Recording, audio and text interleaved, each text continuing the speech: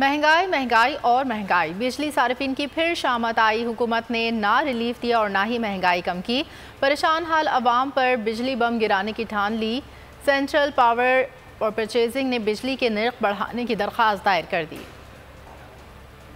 महंगाई पे महंगाई, बिजली सारिफीन की फिर शामत आई। हुकूमत ने ना रिलीफ दिया ना ही महंगाई कम की। परेशान हाल अवाम पर बिजली बम गिराने की ठान ली। सेंट्रल पावर परचेजिंग एजेंसी ने बिजली के नर्ख बढ़ाने की दरख्वास्त दायर कर दी। दरख्वास्त नेपरा में दायर की गई है, जिससे बिजली 4 रुपए 69 पैसे फी यूनिट मजीद महंगी होने का इम्कान पैदा हो गया। इससे कबल बिजली के बिलों में टैक्सेस की भरमार कर दी गई थी। CPPA ने इजाफा जुलाई के माहाना फ्यूल एडजस्टमेंट की मद में मांगा है। इजाफे से सारिफीन पर 65 अरब रुपए से जायद इजाफी बोझ पड़ेगा। CPPA की दरख्वास्त पर नेपरा अथॉरिटी 31 अगस्त को समाअत करेगी। एक बार फिर नंबर 1। सब्सक्राइब करें और बेल दबाएं ताकि कोई खबर रह न जाए।